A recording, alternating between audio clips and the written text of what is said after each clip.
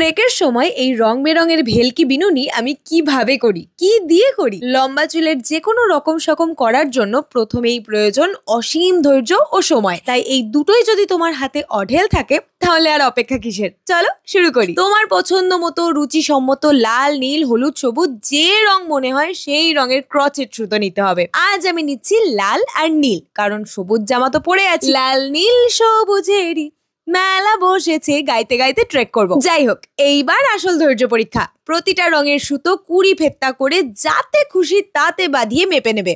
আমি কিছু না পেয়ে মেঝেতে থেবড়ে বসে পায়ে বাঁধিয়েছি, যখন যেমন তখন তেমন। এবার ভালো করে চুল আঁচড়ে টাইট করে একখানা ঝুঁটি বেঁধে নিয়ে ঝুঁটি এবং রঙিন সুতো দুটোর সব জট ছাড়িয়ে নিতে হবে।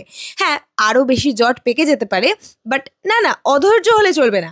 ভালো কিছু পেতে গেলে একটু তো সইতে হবে। ঠান্ডা মাথায় সুতোগুলো ছাড়িয়ে নিয়ে চুলের সাথে রঙগুলো মিশিয়ে ঝুঁটির গোড়ায় টাইট করে গিট মেরে নিতে হবে, অবশ্যই দুপাশে সমান মাপে রেখে। তারপর আর কি, 3টে ভাগে ভাগ করে নিয়ে বিনুনি। হ্যাঁ, বুঝতে পারছি ইতিমধ্যে ডানা ব্যথা করতে শুরু করেছে, আর একটু সুন্দর লাগবে। ব্যাস, বিনুনি হয়ে গেলে তোমার কাছে যদি সরু কালো গার্ডার থাকে তাহলে সেটা দিয়েই আটকে ফেলবে।